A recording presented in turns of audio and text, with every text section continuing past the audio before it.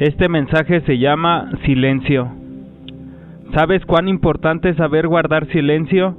A lo largo de mi vida he vivido muchas malas experiencias causadas por las palabras, malas palabras, palabras de más, palabras de menos. Debemos de aprender a controlar nuestra lengua porque su naturaleza es lastimar. A veces hasta cuando nos queremos dar palabras de aliento o dar palabras de aliento a alguien más, las mismas palabras que salen de nosotros terminan lastimando. Yo no me refiero a dejar de hablar para siempre o a cortarte la lengua, claro que no. A lo que yo me refiero es aprender a hablar con prudencia. Y si de plano eres una persona por naturaleza imprudente, es mejor aprender a guardar silencio. ¿Por qué te digo todo esto? Pues a lo largo de mi vida, mi mayor pasión fue aprender a estructurar ofensas verbales, y algo que pude descubrir en todo esto es que entre más pasas tiempo hablando o palabreando y además disfrutas hacerlo, tu corazón se comienza a combinar con tu lengua, tus sentimientos, tus pensamientos, tus emociones, todo esto. Cuando comienzas a interactuar con tu lengua, trae resultados muy dañinos. Los primeros que reflejan estos resultados son los que te escuchan, pero conforme va pasando, tú mismo comienzas a sentir el daño que producen tus palabras, tanto en las otras personas como en ti mismo, porque te roba la paz, te quita la calma y algo dentro de ti se entristece, aunque para mí en aquellos tiempos me fue formando callo en el corazón y lejos de entristecerme comenzó a producir en mí mismo cierto placer sádico. He peleado tantas veces por culpa de las palabras que ese mismo desenfreno verbal, esa misma desvariación mental que me producía placer insultar y trabajar a las personas por medio de las palabras, al llegar a Dios, Él mismo me ha enseñado a ser mejor usando mis palabras y darles un nuevo sentido.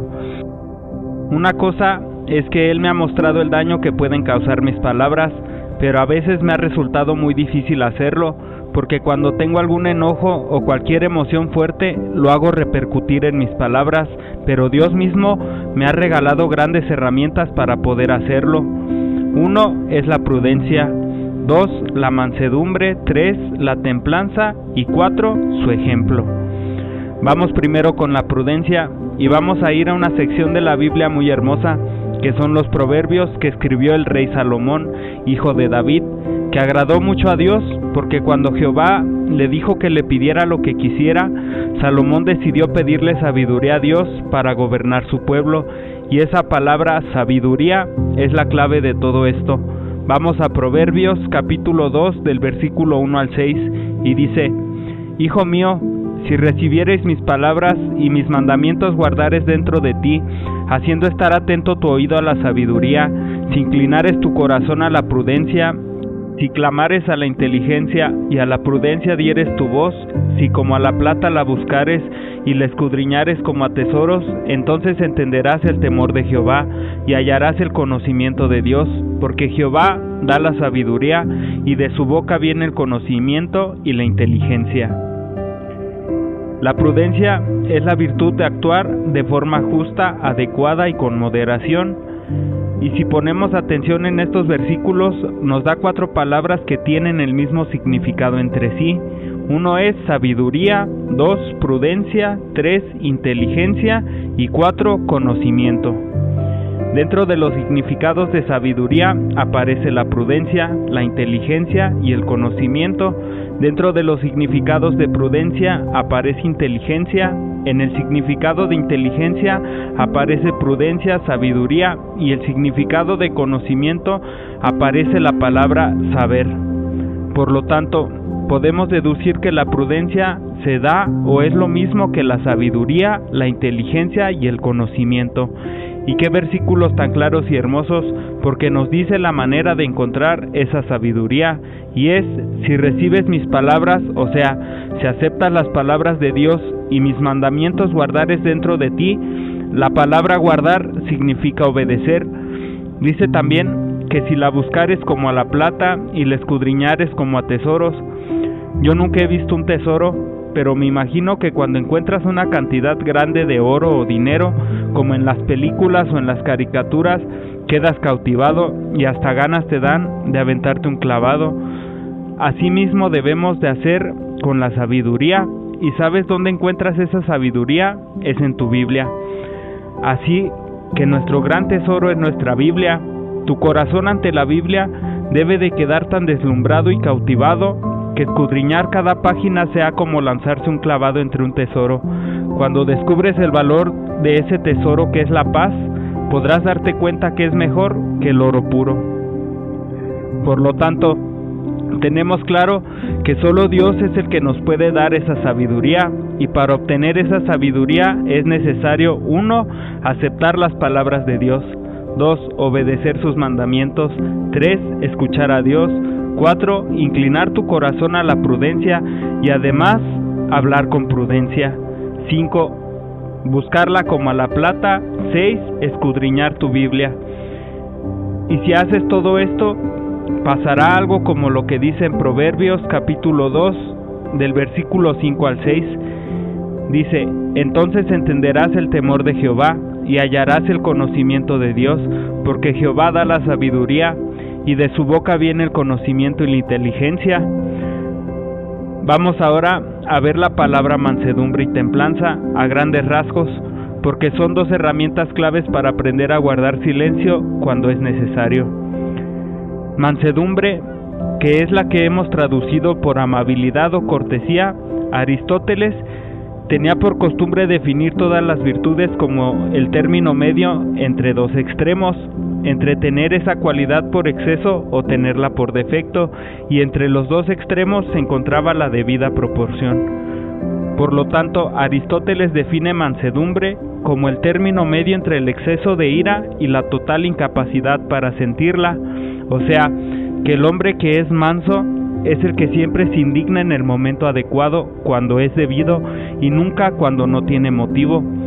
Para decirlo de otra manera, el hombre que es manso es el que siente indignación por las injusticias y los sufrimientos de los demás, pero nunca se indigna ante las injusticias y los insultos de los que es objeto.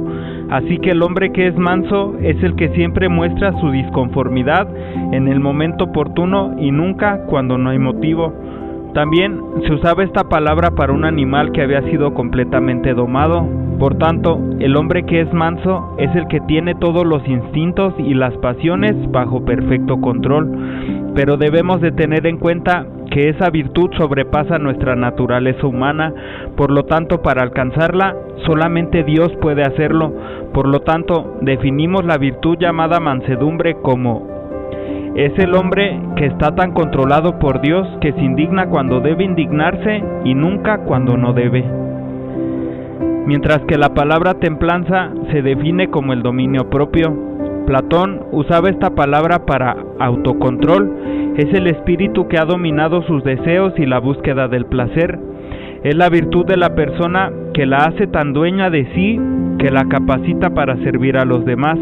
Cuando nosotros entendemos estos conceptos, podemos darnos cuenta que aquella persona que es templada tiene el dominio de sus propias palabras y acciones a tal grado de guardar silencio cuando es necesario. Estas son tan solo 2 grandes virtudes de 9 que componen el fruto del Espíritu Santo. Gálatas capítulo 5 versículo 22 y 23 dice: mas el fruto del Espíritu es amor, gozo, paz, paciencia, benignidad, bondad, fe, mansedumbre, templanza. Contra tales cosas no hay ley. Que si tú buscas diariamente ese fruto, sabrás cuándo es momento de hablar, cuándo es momento de guardar silencio, cuándo es tiempo de actuar, cuándo es tiempo de guardar la calma. Ahora vamos a ver la 4ª herramienta que Dios nos ha dado, y es el ejemplo de Jesucristo. Y para comenzar a abordarla, me gustaría leer unos versículos que se encuentran en el libro del profeta Isaías. Vamos a Isaías capítulo 53, del versículo 3 al 7. Dice: despreciado y desechado entre los hombres, varón de dolores, experimentado en quebranto, y como que escondimos de él el rostro, fue menospreciado, y no lo estimamos. Ciertamente llevó él nuestras enfermedades, y sufrió nuestros dolores, y nosotros le tuvimos por azotado, por herido de Dios y abatido. Mas él herido fue por nuestras rebeliones, molido por nuestros pecados. El castigo de nuestra paz fue sobre él, y por su llaga fuimos nosotros curados. Todos nosotros nos descarriamos como ovejas, cada cual se apartó por su camino, mas Jehová cargó en él el pecado de todos nosotros. Angustiado él y afligido, no abrió su boca, como cordero fue llevado al matadero, y como oveja delante de sus trasquiladores, enmudeció y no abrió su boca. Aquí el profeta Isaías está hablando de Jesucristo. Qué palabras tan fuertes y verdaderas.